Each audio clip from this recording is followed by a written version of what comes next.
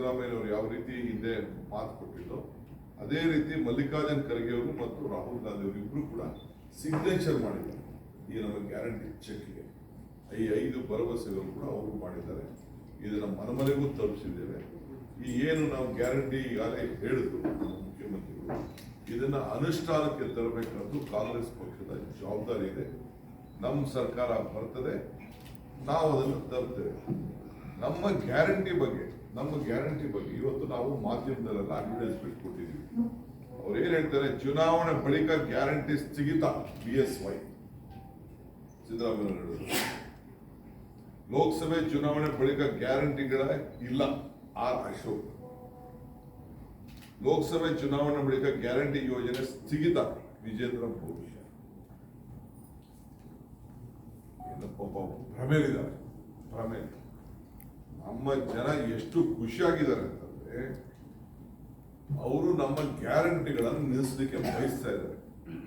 ಇದನ್ನೇ ಮುಖ್ಯಮಂತ್ರಿಗಳು ಈಗಾಗಲೇ 56,000 ಕೋಟಿ ರೂಪಾಯಿ, 58,000 ಅಂತ ಯಾಕಂದ್ರೆ ಇನ್ನ 2-3% ಕೆಲವು ಇನ್ನ ರಿಜಿಸ್ಟ್ರೇಷನ್ ಅಲ್ಲ 56,000 ಇಲ್ಲ 58,000 ಯಾಕೆ ಹೇಳಿದ್ರೆ ಇನ್ನ 2-3% ಇನ್ನ ರಿಜಿಸ್ಟ್ರೇಷನ್ ಮಾಡ್ಕೊಂಡಿಲ್ಲ. ಕೆಲವರನ್ನ ಅವರೆಲ್ಲ ರಿಜಿಸ್ಟ್ರೇಷನ್ ಮಾಡ್ಕೊಂಡ್ರೆ ನಾವು ಕೊಡ್ಬೇಕಾಗ್ತದೆ, ಕೊಡ್ತೀವಿ.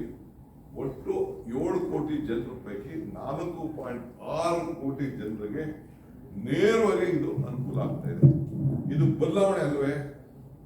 ಇದು ಒಂದು ದೊಡ್ಡ ಪ್ರಶ್ನೆ. ಈಗ ಬೆಳಗಾಂನಲ್ಲಿ ಅವರು SC/ST ಹಣದ ಬಗ್ಗೆ ಮಾತಾಡ್ತಾರೆ. ಇದೇ ಬೆಳಗಾಂನಲ್ಲಿ ನಾವು ಸಿದ್ದರಾಮಯ್ಯನವರು ಮುಂದೆ ಮುಖ್ಯಮಂತ್ರಿ ಆಗಿದ್ದಾಗ ಈ ಕಾಯ್ದೆನ ತಂದು ಆ ಜನರಿಗೆ ಇಡೀ ಕೇಂದ್ರದ ಬಜೆಟ್ SC/ST ಡಿಪಾರ್ಟ್ಮೆಂಟ್ಗೆ 85,000 ಕೋಟಿ ಇತ್ತು.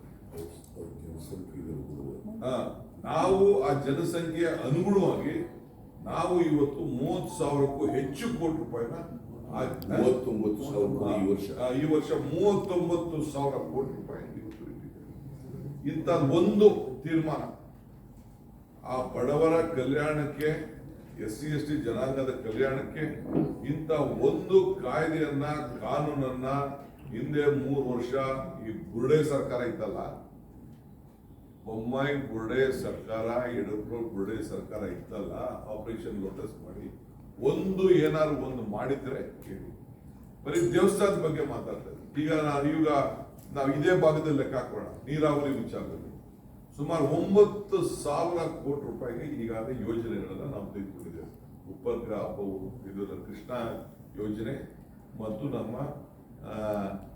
ಇದನ್ನ ಭದ್ರಾ ಯೋಜನೆ, ಅಪ್ಪರ್ ಭದ್ರಾ ಯೋಜನೆ ಮತ್ತು ಈಗಾಗಲೇ ನಾವು ಮಾದಾಯಿ ಕಳಸಾ ಬಂಡೂರಿ ಏನಿದೆ ಅದು ಕೂಡ ಟೆಂಡರ್ ಕೂಡ ಕರೆದುಬಿಟ್ಟಿದ್ರು.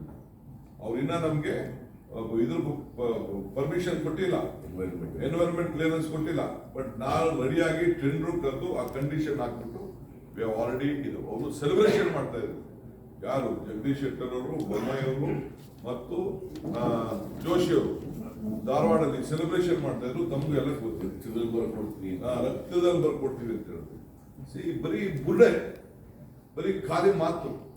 ನಮ್ದೇನಪ್ಪ ಅಂದ್ರೆ ನಮಗೂ ಅವ್ರಿಗೂ ಸತ್ಯಕ್ಕೂ ಸುಳ್ಳು.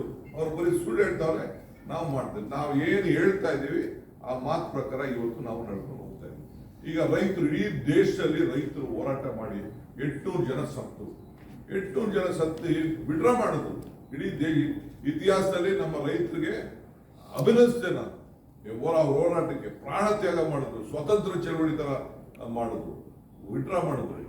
ಇಲ್ಲಿ ಅವ್ರದೇ ಗೌರ್ಮೆಂಟ್ ವಿಡ್ರಾ ಮಾಡಕ್ಕೆ ಈ ದಳದವರು ಅವ್ರ ಜೊತೆ ಸೇರ್ಕೊಂಡು ರೈತರ ಪಾರ್ಟಿ ಅಂತಿದ್ದವರು, ರೈತರ ಮಕ್ಕಳು ಅಂತಿದ್ದವರು, ಅವರು ಅವ್ರ ಜೊತೆ ಸೇರ್ಕೊಂಡ್ಬಿಟ್ಟು ಮಾಡ್ಬಿಟ್ಟು ಅವರು ವಿರೋಧ ಮಾಡ್ಕೊಂಡು ವಿರೋಧ ಮಾಡ್ಬಿಟ್ಟು ಈಗ ಅವರಿಬ್ರು ಇದು ಒಂದೇ ಇದು ಮುಂದೆ ಮಂಚ ಅವರು ಪಾರ್ಟ್ನರ್ಸ್ ಅವರು ಮಾಡಿ ಅದನ್ನ ವಿರೋಧ ಮಾಡಕ್ಕೆ ಹೊರಟು. ಅದಾದ್ಮೇಲೆ ಧರ್ಮದ ಬಗ್ಗೆ ಮಾತಾಡ್ತಾರಲ್ಲ, Karnataka government has come out with an historic amendment.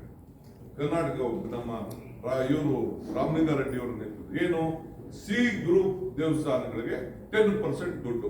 ಈ ದೊಡ್ಡ ದೊಡ್ಡ ದೇವಸ್ಥಾನದಲ್ಲ, ಈಗ ಕೊಲ್ಲೂರು ಮೂಕಾಂಬಿಕೆ ದೇವಸ್ಥಾನ ಇರ್ಬೋದು, ಇನ್ನೊಂದು ಯಾವುದೋ ದೊಡ್ಡ ದೇವಸ್ಥಾನ, ಆ ದುಡ್ಡದ 10% ಹಣ ತೆಗೆದುಬಿಟ್ಟು ಹಳ್ಳಿಲಿರೋ ಮಾರಮ್ಮ, ಕಟ್ಕಮ್ಮ, ಕೆಂಕೇರಮ್ಮ, ಕಬ್ಬಾಳಮ್ಮ ಅಂತ ಸಣ್ಣ ಸಣ್ಣ ದೇವಸ್ಥಾನಗಳಿಗೆ ಕೊಡೋದು. ಆಮೇಲೆ ಪೂಜಾರಿಗಳಿಗೆಲ್ಲ ಅವರ ವಿದ್ಯಾಭ್ಯಾಸಕ್ಕೆ ಅವ್ರ ಯೋಗಕ್ಷೇಮಕ್ಕೆ ಅವ್ರ ಇನ್ಸೂರೆನ್ಸ್ಗೆ ಏನೋ ಒಂದು ಪೆನ್ಷನ್ ಕೊಡಬೇಕು ಅಂತ ಬರೀ 10% ಕಾಯ್ದೆ ತಂದ್ರೆ ಎಲ್ಲರೂ ಮುಂದೆ ಗೌರವ ನಿಲ್ಸೋರಲ್ಲ. ಪೂಜಾರಿಗಳು ಪಾಪ ಹಳ್ಳಿ ದೇವಸ್ಥಾನಗಳು, ಸಣ್ಣ ದೇವಸ್ಥಾನಗಳು ಹಿಂದೆ ಆರಾಧನಾ ಸ್ಕೀಮ್ ಅಂತ ಬಂಗಾರದ ಕಾಲದಲ್ಲಿ ಆ ದೇವಸ್ಥಾನಗಳಿಗೆ ಸುಣ್ಣ ಬಣ್ಣ ಹೊಡೆಯಕ್ಕೆ ದುಡ್ಡು ಇಟ್ಟಿದ್ರು. ಇದಕ್ಕೂ ವಿರೋಧ ಮಾಡ್ತಾ ಇದ್ರು. ಇನ್ ಯಾವ ಧರ್ಮ ಇದು ಮಾಡೋದು? ನಾವು ಈ ಧರ್ಮ ಕಾಪಾಡ್ತಾ ಇರೋದು. ನಮ್ಗೆ ರಾಜಕಾರಣದಲ್ಲಿ ಧರ್ಮ ಇರಬೇಕು, ಧರ್ಮದಲ್ಲಿ ರಾಜಕಾರಣ ಇರಬಾರದು. ಇದು ನಮ್ಮ ಕಾಂಗ್ರೆಸ್ ಪಕ್ಷದ ಮೂಲ ನಿಲುವು. ನಾವು ಅರ್ಚಕರು ಯಾಕೆ ಅಂತಂದ್ರೆ, ಅರ್ಚಕರು ಪಾಪ ಅವರು ಏನೋ ಹಳ್ಳಿಗಳೆಲ್ಲ ದೇವಸ್ಥಾನ ಉಳಿಸ್ಕೊಂಡು ಬಂದಿದ್ದಾರೆ, ದಿನ ಪೂಜೆ ಗೀಜೆ ಮಾಡ್ಕೊಂಡು. ಅರ್ಚಕಸ್ಯ ಪ್ರಭಾವಿನ ಶಿಲಾಕೋತಿ ಶಂಕರ, ಅರ್ಚಕನ ಪ್ರಭಾವದಿಂದ ಶಿಲೆಯಲ್ಲಿ ಶಂಕರ ಕಾಣಬಹುದು ಅನ್ನೋ ಗಮನವನ್ನು ಇಟ್ಕೊಂಡು ನಾವು ಅವ್ರಿಗೂ ನಾವು ಸಹಾಯ ಮಾಡಬೇಕು ಅಂತ ಹೊರಟಿದ್ರೆ, ಇವತ್ತು ಇದಕ್ಕೆ ವಿರೋಧ ಮಾಡೋದಕ್ಕೆ ಇದಕ್ಕೆ ಓಟ್ ಕೇಳ್ತಾ ಇದ್ದೀರಲ್ಲ ನೀವು. ನಾನು ನಿಮ್ಗೆ ಕೇಳ್ತಾ ಇದ್ದೀನಿ ಬಿಜೆಪಿ ಅವ್ರಿಗೆ,